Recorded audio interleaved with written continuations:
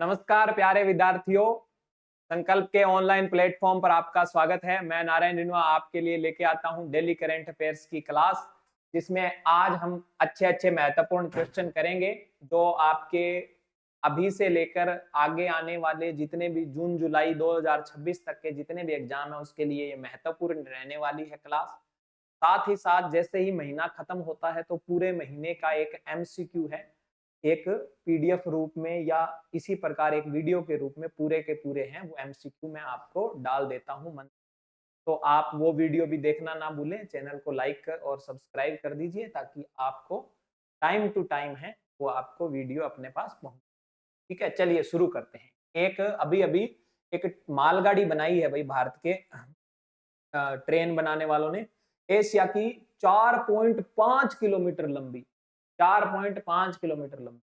देखो भाई, हमारा गांव है वो एक दूसरे गांव से 2 किलोमीटर दूर है ना। तो मेरे एक गांव के इस तरफ एक गांव है, एक के इस तरफ गांव है, और पूरी मालगाड़ी को अगर खड़ा कर दिया जाए तो तीनों गांवों को कवर कर ले ना, इतनी लंबी मालगाड़ी है ना। तो ये क्या है, 4.5 किलोमीटर लंबी है, सबसे लंबी है, और इसका अभी अभी परीक्षण हुआ है। इसका नाम क्या है? रुद्रास्त्र। एशिया की सबसे बड़ी है और है कौन से देश की? भारत की है बेटा, याद रख लें। 2025 में खाद्य और कृषि के लिए एमएस स्वामीनाथन पुरस्कार के प्रथम प्राप्तकर्ता कौन है? बहुत ही बढ़िया। पहले तो अपन बात करते हैं एमएस स्वामीनाथन की। तो हरित क्रांति के जनक कहा जाता है एमएस स्वामीनाथन को। कृषि के क्षेत्र में जो है हाइब्रिड फसलों के साथ उन्नत बीजों और उन्नत जो पेस्टिसाइड हैं उनके हिसाब से कृषि में एकदम आमूल चूल परिवर्तन किया, और भारत में कृषि के ऊपर आधारित जो अर्थव्यवस्था थी उससे भारत की अर्थव्यवस्था को आगे बढ़ाने में एमएस स्वामीनाथन का बहुत बड़ा योगदान। तो एमएस स्वामीनाथन पुरस्कार है वो एमएस स्वामीनाथन को थोड़ी मिला है, नाइजीरिया के प्रोफेसर एडनले को मिला है। 2025 का प्राप्तकर्ता कौन है? नाइजीरिया का प्रोफेसर एडनले। ठीक है भाई, याद रख लेंगे।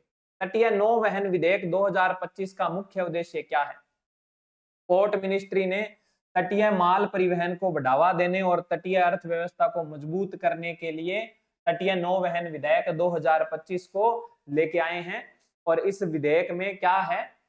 माल परिवहन है ना, जो तटीय क्षेत्रों में उसको सुचारू रूप से करना और वहां की जो अर्थव्यवस्था है उसको बढ़ावा देने के लिए ये कौन से मंत्रालय ने? जहाज रानी मंत्रालय। जहाज रानी मंत्रालय है वो इसको लेके। ठीक है भाई, ये हम याद रख लेंगे। राष्ट्रीय हथकरघा दिवस 2025 की थीम क्या थी? हमारे बापू हैं वो चरखा चलाया करते थे, है ना। तो हथकरघा है ना, चरखे जैसा ये होता है। उसमें क्या होता है, हाथ से जो कपड़े हैं बुनते हैं और हाथ से ही क्या है कपड़ा तैयार होता है। उसका क्या है 2025 की थीम क्या थी भी इसकी? परंपरा में नवाचार का समावेश। परंपरा में नवाचार का। आजकल कई कई जगह मैंने देखा है कि जो हथकरघा पे हथकरघा के बने हुए आइटम है वो बहुत ही सुंदर और बहुत ही बढ़िया होते हैं भाई। उसमें थोड़ी दो चार इनोवेशन है वो उसमें डालकर उसको बहुत ही बढ़िया स्तर पर औद्योगिक कपड़े के निर्माण के लिए यूज किया जाता है। क्वेश्चन नंबर 5 देखो, आरबीआई की एमपीसी बैठक 6 अगस्त 2025 के अनुसार वर्तमान रेपो दर क्या है? ये है भाई रेपो दर 5.5%। क्या होती है रेपो रेट? रेपो रेट वो होती है, ये आरबीआई है, ये है बैंकों को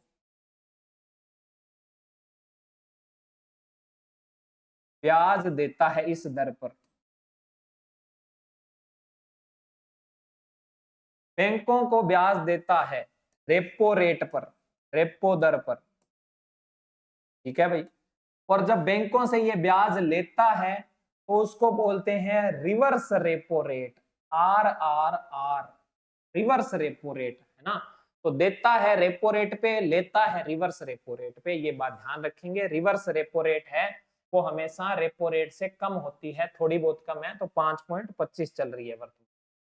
25% अतिरिक्त वृद्धि के बाद अमेरिका द्वारा भारतीय आयात पर घोषित कुल टैरिफ कितना हो गया है? पहले 25% था, अब 50%। टैरिफ होता क्या है? किसी सामान को दूसरे देश के सामान को अपने देश में बेचने के लिए जो जरूर वो मिलती है, परमिशन देना है, उसी को टैरिफ कहते हैं। तो अगर भारत का माल है वो कोई अमेरिका का व्यापारी खरीदता है और अमेरिका में बेचना चाह रहा है तो उस पर 50% का टैरिफ वो है अमेरिकन सरकार ने लगा। 1888 में स्थापित डुरंड कप की विशेषता क्या है? डुरंड कप फुटबॉल का भाई भारत का सबसे पुराना और एशिया का भी सबसे पुराना और दुनिया का 5वें सबसे पुराना फुटबॉल टूर्नामेंट है डुरंड कप। डुरंड कप हो गया, संतोष ट्रॉफी हो गया, है ना, संतोष ट्रॉफी हो गया, ये पूछे जाते हैं एग्जाम में भी। डुरंड कप किससे रिलेटेड है? संतोष ट्रॉफी किससे रिलेटेड है? तो ये किससे रिलेटेड है? फुटबॉल से रिलेटेड है भाई, ध्यान रखिए। 71वें राष्ट्रीय फिल्म पुरस्कारों में सर्वश्रेष्ठ हिंदी फिल्म कौन सी थी भाई? तो सर्वश्रेष्ठ हिंदी फिल्म बेटा रही 12वीं फेल। कौन सी रही? 12th फेल रही। चलो हम थोड़ा सा जिक्र कर लेते हैं इसी का। 12th फेल रही। एक्टर कौन था भाई? एक्टर दो थे। एक्टर दो थे, एक तो ये विक्रांत मैसी थे। विक्रांत मैसी कौन? ये जो 12th फेल वाले बंदे हैं जो, ठीक है। दूसरे शाहरुख खान रहे। दोनों को मिलके दिया गया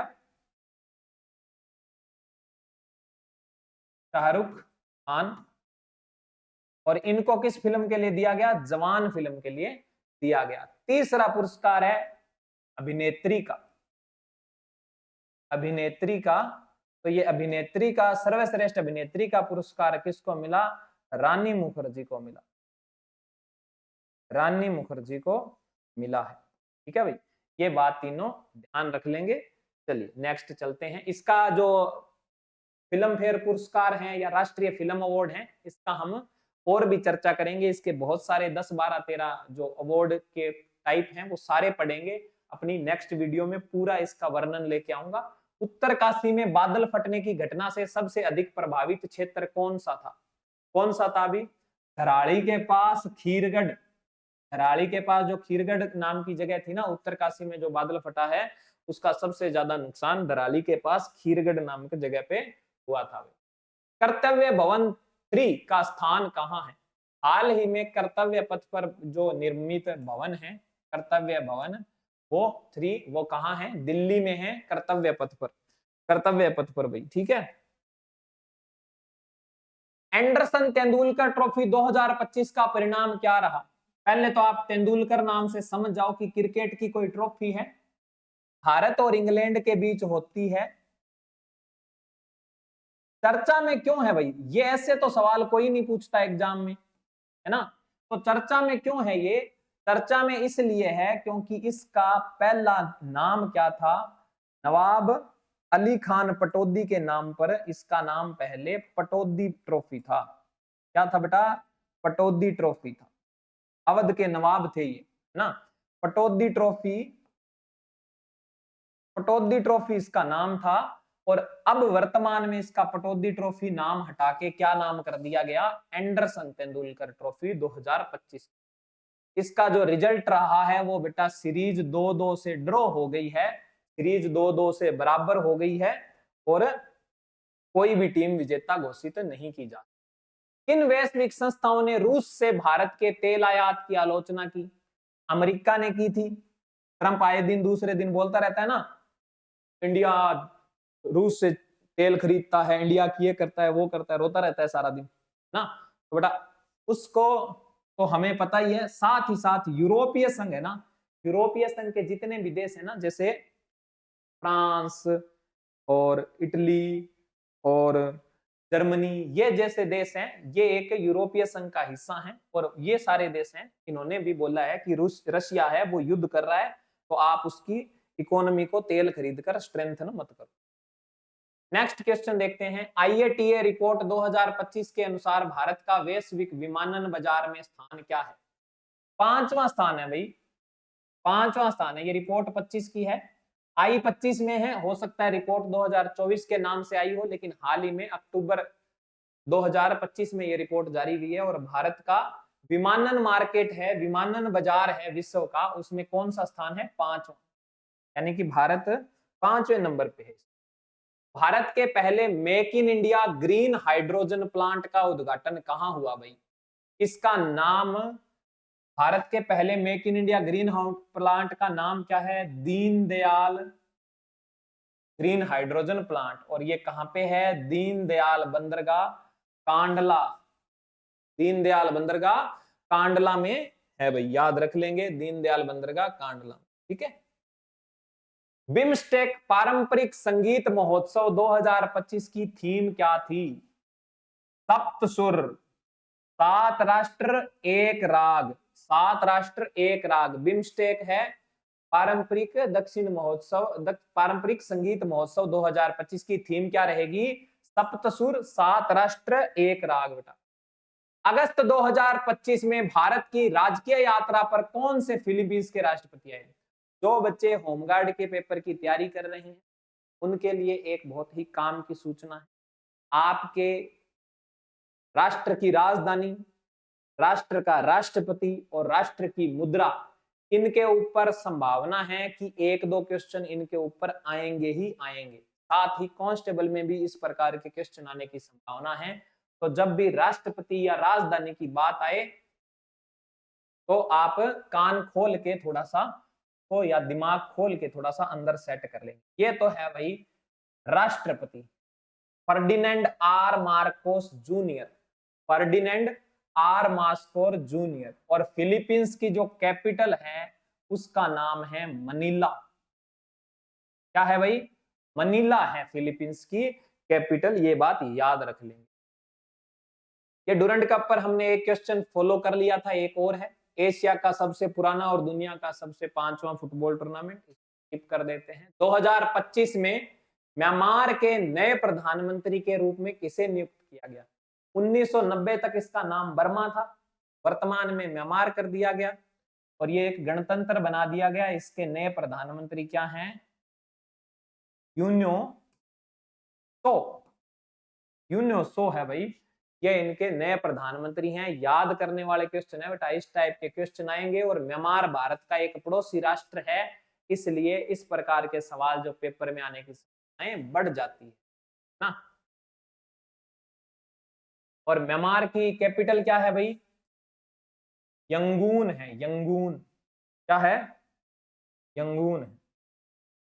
मेरे पिया गए रंगून, किया है वहां से टेलीफोन, गाना सुना है क्या? पुराना गाना है एक बहुत सारा ना। तो कहां गए हैं उसके पिया? म्यांमार गए हैं भाई। एलन मस्क की किस कंपनी को 2025 को भारत में सैटेलाइट इंटरनेट सेवाएं शुरू करने हेतु एकीकृत लाइसेंस मिला? ये जो कंपनी थी ये थी भाई स्टारलिंक। करती क्या है ये ना तो खंबे से ना ही किसी वाईफाई से कनेक्शन प्राप्त करती है, डायरेक्ट तारे से, डायरेक्ट उपग्रह से है वो क्या करती है ये, वो लेती है सिग्नल और उसी से नेट चलते हैं। तो जो शहरी क्षेत्र है उसके लिए तो ये महंगी पड़ेगी भाई बहुत ज्यादा। अपना अगर शहरी क्षेत्र में 500 की रिचार्ज में 5G चल रहा है तो उसमें दिक्कत क्या है, इसके रिचार्ज हैं वो 1500 से 2000 के आसपास होंगे। लेकिन ग्रामीण क्षेत्रों में जहां पर अभी तक 4G सेवाएं भी अच्छे से नहीं चल पाई है या पहाड़ी इलाके हैं जैसे ऊपर जम्मू कश्मीर हो गया, उत्तराखंड हो गया, उन जैसी स्थितियों में इंटरनेट की पहुंच करने के लिए स्टारलिंक ने सैटेलाइट से इंटरनेट शुरू करने की व्यवस्था करी है भाई। ठीक है, जल्दी ही भारत में इसका पूरा इंफ्रास्ट्रक्चर है वो लॉन्च होने वाला। 2025 को प्रक्षेपित निसार उपग्रह की क्या विशेषता है? निसार उपग्रह कैसा है भाई? 2 आवर्ती वाला रडार है, एल बैंड और एस बैंड का उपयोग करता है, 2 आवर्तियों को एक साथ प्रयोग करता है निसार उपग्रह, है ना।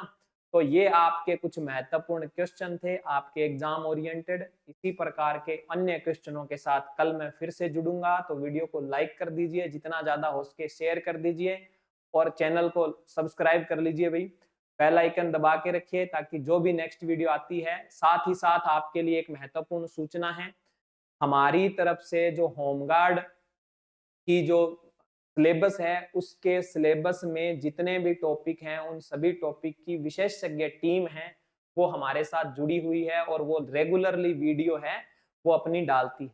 योद्धा करके हमने एक बैच लॉन्च किया बेटा, और सारे के सारे लोगों को आपको होमगार्ड बनाना हमारा लक्ष्य है। तो होमगार्ड की विशेषताओं के लिए एक वीडियो मैंने ऑलरेडी डाल दिया है, इसमें लिंक शेयर हो जाएगा, उस वीडियो में जाके देख लीजिए होमगार्ड कैसी भर्ती है, स्थायी है या अस्थायी भर्ती है, वेतन कितना मिलेगा, कैसे मिलेगा, और इसकी ड्यूटी कितने घंटे की है, वो सारा कुछ आपको उसमें दिया गया है।